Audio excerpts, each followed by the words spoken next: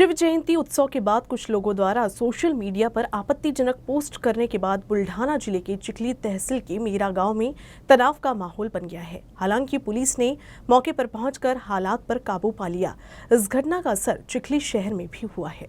जहां सभी जाति के नागरिकों ने उत्साह के साथ शिवाजी महाराज की जयंती मनाई, वहीं मेरा गांव के कुछ युवकों ने शिव जयंती के जश्न के बाद सोशल मीडिया पर आपत्तिजनक स्टेटस पोस्ट कर माहौल बिगाड़ने की कोशिश की। इससे इलाके में तनाव का माहौल बन गया। वरिष्ठ पुलिस अधिकारियों ने मौके पर पहुंचने के बाद हालत पर काबू पाया। मेरा खुर्द के एक युवक ने सोशल मीडिया पर आपत्तिजनक स्टेटस रखा। ये इलाके के युवकों द्वारा देखे जाने के बाद तनाव निर्माण हो गया। कुछ जगहों पर तोड़फोड़ भी हुई। अंधेरा थाने के थानेदार गणेश हिवरकर और उनकी टीम तुरंत गांव में दाखिल हुई। इस घटना का असर चिखली शहर में भी देखा गया। सोशल मीडिया पर विरोध जताया जा रहा है और विरोध मोर्चा भी निकाला गया है। काल पहिले तर सर्वप्रथम मेरा खुर्द येथे संध्याकाळच्या वेळी छत्रपती शिवाजी महाराजांच्या विषयीची आक्षेपार्ह पोस्ट फिरते असं आम्हाला लक्षात आल्यानंतर तातडीने तुमचे एपीआय तिथे गेले। काही लोक तिथे प्रक्षुब्ध होऊन जमा झाले होते, त्यांना कंट्रोल केलं आम्ही, कायदा हातात येऊ दिला नाही।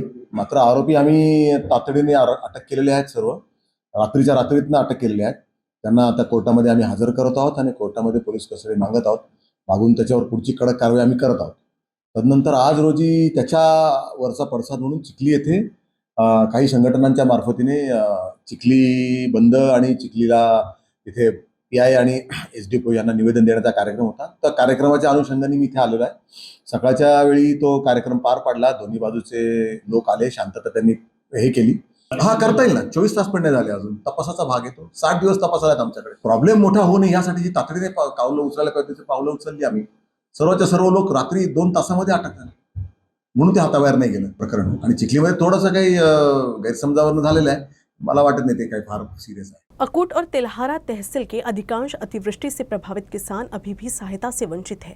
4 माह बीत जाने के बाद भी किसान अभी भी मदद का इंतजार कर रहे हैं। किसानों को तत्काल सहायता देने की मांग को लेकर किसान व किसान संगठनों ने सरकार का ध्यान आकर्षित करने के लिए जिलाधिकारी कार्यालय तक मोर्चा निकाला।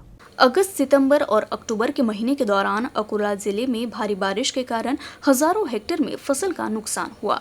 इस नुकसान के चलते राज्य सरकार ने तुरंत सर्वे कराकर सहायता प्रदान की, लेकिन अभी भी अकोलखेड़, अम्बोड़ा और अकोट तहसील के अन्य क्षेत्रों में कई किसान सरकारी सहायता से वंचित है। इस संबंध में कई बार मांग करने के बावजूद अधिकारी इसकी अनदेखी कर रहे हैं।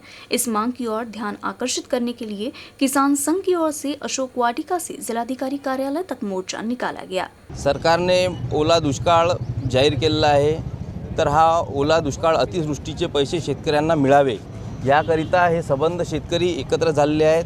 तसे शेतकऱ्यांच्या वेगवेगळ्या समस्या आहेत। कापसाला भाव नाही, तुरीचा भाव आयात वाढवल्यामुळे कमी होत आहे। तरी सरकारने जे मंजूर केलेला निधी आहे अतिवृष्टीचा तो शेतकऱ्यांना देण्यात यावा याकरिता हे आंदोलन आहे। मध्य रेलवे के भुसावल मंडल के अपर मंडल प्रबंधक नवीन पाटिल की टीम ने मूर्तिजापुर रेलवे स्टेशन का निरीक्षण किया। इस समीक्षा से ऐसा अनुमान लगाया जा रहा है कि अगले कुछ महीने में मूर्तिजापुर रेलवे स्टेशन की सूरत बदल जाएगी। अमृत भारत विशेष योजना के तहत मूर्तिजापुर रेलवे स्टेशन पर सौंदर्यीकरण के साथ साथ अत्याधुनिक सुविधाओं का लाभ नागरिकों को मिलेगा और मध्य रेलवे के भुसावल विभाग के मूर्तिजापुर रेलवे स्टेशन की सूरत बदल जाएगी। भुसावल मंडल के अपर बोर्ड प्रबंधक द्वारा किए गए निरीक्षण से ऐसे संकेत मिल रहे हैं। मूर्तिजापुर रेलवे स्टेशन के निर्माण के बाद से पूरे प्लेटफॉर्म पर शेड की सुविधा नहीं होने के कारण यात्रियों को मानसून और गर्मी के दौरान काफी परेशानी उठानी पड़ती है। रेलवे स्टेशन पर बुनियादी ढांचे की कमी के कारण यात्रियों की शिकायतों और मांगों को ध्यान में रखते हुए अमृत भारत विशेष योजना में मूर्तिजापुर रेलवे स्टेशन का चयन किया गया है, जिसमें मूर्तिजापुर रेलवे स्टेशन का स्वरूप बदला जाएगा और यात्रियों को इसका लाभ होगा। अकोला जिले के अकोट तहसील में वारकरी संप्रदाय की ज्येष्ठ संत वासुदेव महाराज की जन्म शताब्दी महोत्सव के अवसर पर हजारों की संख्या में भक्त और सैकड़ों डिंडिया दाखिल हुई। वारकरी संप्रदाय के ज्येष्ठ संत वासुदेव महाराज की 106वीं जयंती पर हजारों भक्त अकोट पहुंचे। संत वासुदेव महाराज का संत और संत साहित्य में बड़ा नाम है। संत वासुदेव महाराज की जन्म शताब्दी के अवसर पर अकोट में भक्ति का सैलाब उमड़ पड़ा। इस अवसर पर दिंडी, ताल मृदुंग की धुन, फुगड़ी खेली गई। पूरा नजारा देख ऐसा लग रहा था कि मानो पूरा पंढरपुर ही अकोट में उतर आया हो। इस दौरान अश्वरिंगन उत्सव का मुख्य आकर्षण रहा।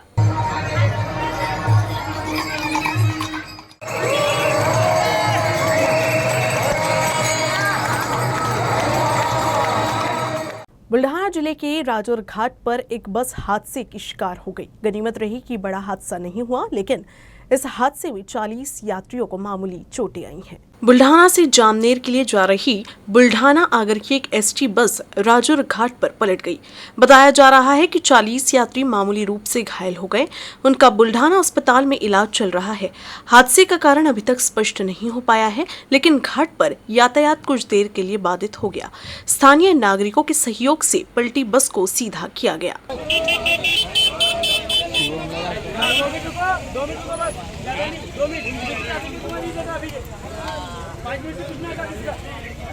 सांसद संजय राउत ने मुख्यमंत्री एकनाथ शिंदे के बेटे श्रीकांत शिंदे ने उन्हें जान से मारने की सुपारी दी है।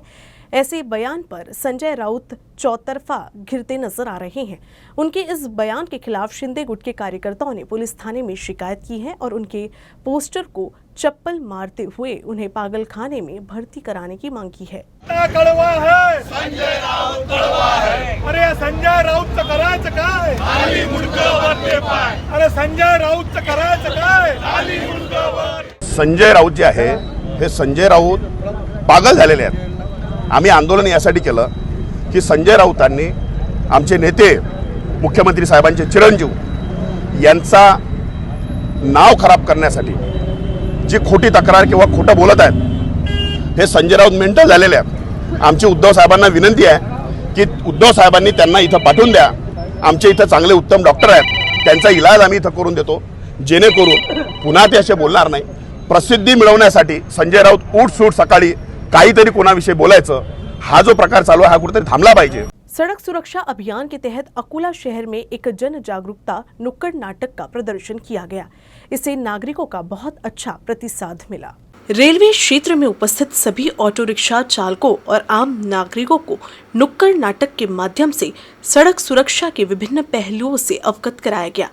स्कूल ऑफ स्कॉलर की प्राचार्य डॉक्टर श्वेता दीक्षित, शिक्षक वृंद विद्या अवचार, माध्यमा राउत, रूपल शुक्ला, स्नेहा चालीसगांवकर, गजानन पोटे छात्र वर्ग और उप क्षेत्रीय परिवहन कार्यालय अधिकारी कृष्ण नेवेरे, सहायक मोटर वाहन निरीक्षक विनोद जाधव, मनोज शेलके, गजानन हरिणी और अंकुश मरदेव उपस्थित थे। अरे बघा बघा आले हो यमदूत। अरे माडवा किती वाढून ठेवले। काय म्हणता यमदूत, आज कसे काय केले तुम्ही? अरे माणसा रोज कोणी ना कोणी रस्त्याने गाडी चालवताना, चालताना, रस्ता पार करताना अपघाती होतो आणि आमच्या रोड पुस्तकांची नोंद नसते असे लोक तिथे गर्दी करत असतात। अशा लोकांसाठी एवढा सुविधा सुरू केली आहे। हो, ती बघा लोक कसे रॉंग साईडनी गाडी चालवत आहे। ती बघा ती लहान मुलांमध्ये गाडी चालवत आहे, ही हेल्मेट न लावता। त्या रोडवर अगोदर छोटा रोड आहे, तिथं ओव्हरटेक करणं कमी करा आणि नंबर ऑफ पॅसेंजर नियमात आहे तेवढेच भरा सगळ्यांनी। आणि आता हे जे चाललं हे तुमच्यासाठी चाललं, कारण आपल्या जो अकोल्याचा जिल्ह्याचा याच्यामध्ये आकडा जो आहे ॲक्सिडेंटचा आकडा हा आपल्याला म्हणजे 0 करायचा आहे। त्यासाठी एक तर आम्हीच नाही, तुमचाही आम्हाला सपोर्ट पाहिजे सगळ्यांचा। अमरावती जिले के मेलघाट में बीते 10 माह में ही इलाज के दौरान 33 नवजातों ने दम तोड़ दिया, जबकि 14 माताओं ने मृत बच्चों को जन्म दिया है। इस दौरान एक माता ने प्रसूति के दौरान दम तोड़ दिया है। आलम यह है कि एक बार फिर मेलघाट की स्वास्थ्य व्यवस्था पूरी तरह लचर साबित हो रही है। अमरावती शहर का डफरीन अस्पताल जिले के अन्य सभी अस्पतालों के लिए रेफरल सेंटर है। ग्रामीण क्षेत्रों में अपर्याप्त सुविधाओं के कारण गर्भवती माताओं, स्तनपान कराने वाली माताओं और गंभीर रूप से बीमार बच्चों को आगे के इलाज के लिए इस अस्पताल में भर्ती कराया जाता है। मेलघाट में अपर्याप्त स्वास्थ्य सुविधाओं के कारण बाल मृत्यु दर और मातृ मृत्यु दर अधिक है। इसलिए मेलघाट में बाल मृत्यु दर देश भर में चर्चा का विषय बनता जा रहा है। मेलघाट से 1 अप्रैल 2022 से 31 जनवरी 2023 तक 10 महीने की अवधि के दौरान 234 गर्भवती माताओं, 96 स्तनपान कराने वाली माताओं और 0 से 1 महीने की उम्र के 129 बच्चों को डफरीन अस्पताल भेजा गया। इस बीच 10 महीने में मेलघाट के 33 नवजातों की मौत हो गई। साथ ही 14 माताओं ने मृत बच्चों को जन्म दिया है, वहीं एक माता की प्रसव के दौरान मौत हो गई। आता मेळघाटाचा कसं आहे, आदिवासी बहुल कार्यक्षेत्र आहे, एफर्ट्स घ्यावं लागतात आणि इथे एकदम सहजासहजी मृत्यूमध्ये घट होत नाही। तरी त्या तुलनेनं मागील वर्षीच्या तुलनेनं आपण बरंचसं कव्हर केलेलं आहे आणि 5 वर्षात जर बघितलं आपण तर जवळपास 50% मृत्यूदरात कमी करण्यात यश मिळवलेलं आहे। बालमृत्यू माता मृत्यूमध्ये कसं आहे, कमी वयात लग्न, कमी वयाची प्रसूतीमध्ये 2 मुलांमधील अंतर कमी, जे 3 वर्षाचा असायला पाहिजे।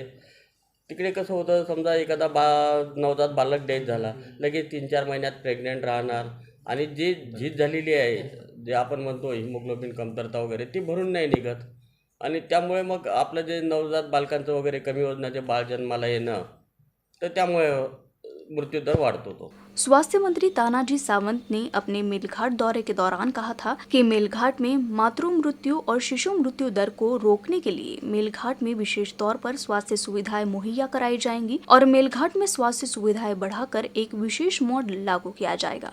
उन्होंने कहा कि यह मॉडल 15 दिनों के भीतर चालू हो जाएगा, लेकिन 3 महीने बीतने के बाद भी मेलघाट स्वास्थ्य मंत्री के इस खास मॉडल का इंतजार कर रहा है।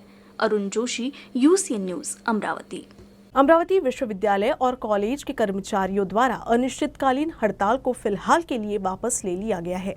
उप मुख्यमंत्री से चर्चा के बाद ये फैसला लिया गया है। इसके चलते कॉलेज का कामकाज फिर से शुरू हो गया है। हड़ताल के मुद्दे पर पहले दिन 20 फरवरी को कर्मचारी संघों की संयुक्त कार्य समिति ने उप मुख्यमंत्री से चर्चा की थी। इस दौरान उप मुख्यमंत्री ने कर्मचारियों की मांगों को मानने और उन्हें सैद्धांतिक रूप से मंजूर करने का आश्वासन भी दिया था, लेकिन वास्तविक कार्यवृत्त सहमत मांगों को प्रतिबिंबित नहीं करते थे, इसलिए कर्मचारियों ने हड़ताल जारी रखी। इस बीच सचिव स्तर पर कार्यवृत्त में बदलाव कर इस संबंध में तत्काल कार्रवाई करने पर सहमति बनी है।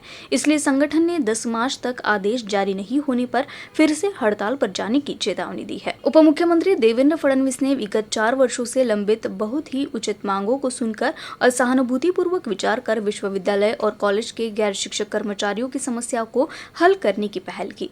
उच्च एवं तकनीकी शिक्षा मंत्री चंद्रकांत पाटिल ने भी उनके लिए काम किया। इसलिए कार्य समिति के पदाधिकारियों ने कहा कि वे 2 दिनों से चल रहे अनिश्चितकालीन धरने को वापस ले रहे हैं। खबरें समाप्त करने से पहले एक नजर हेडलाइंस पर। न्यूज रूम से बस इतना ही। खबरों का सिलसिला यूं ही चलता रहेगा। आप देखते रहिएगा UCN न्यूज अकोला।